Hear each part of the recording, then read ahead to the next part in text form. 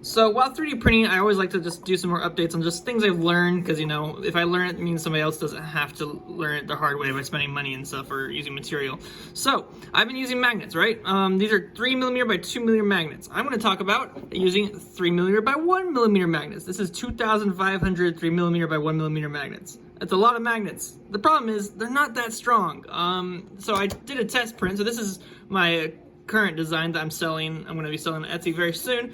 I just got to make sure I get the packaging all situated. I do not have boxes to send these in, so I need to order some boxes, and then I can send these in a box to people if they want to order them. But I made this. This is a 1mm wide, so you can see how this is way thinner than that now. It's like half the size because it's, you know, 3x1, not 3x2. So I made this. I put magnets in, even though it was super hard because, you know, it's really hard to manage 1 little millimeter of a magnet in. But I got it in. This is another dial that I made. This is a 3mm by 1mm dial, so I could fit it in there. And it snaps in pretty good, right? Well, no, it doesn't stay in. It's really not that good.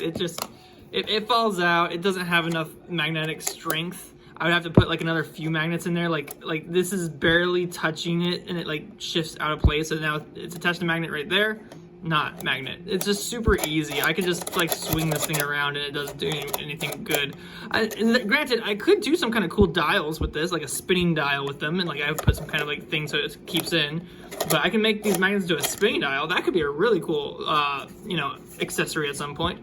But I can't quite do it with this. So yeah. Well, another thing I thought to think about is, well, what if I did a 3x1mm magnet on one side, but the other side is a 3x2mm magnet? Well, let's pull out a 3x2mm dial and see how powerful that is.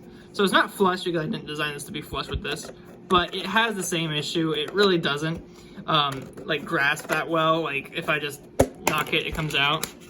Or the one of these ones, if I put them in, have it magnetized, pop it, it's not coming out. That's in there solid. Like you can still pull it out. Like they can replace them with like better or other dials if you want to have a customized model thing.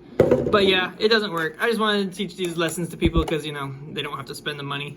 I guess it's only like $10 to grab yourself 2,000 these 3x1mm, but it's $10 you don't have to spend, and also like a couple dollars of plastic you don't have to spend either. So I just got myself a simplified deck box. I don't have a token slot in this one for this, but yeah, it's pretty cool. So I don't know. It's good lessons. Like and subscribe if these things are helpful or fun to just listen to, and I'll see you all later next time.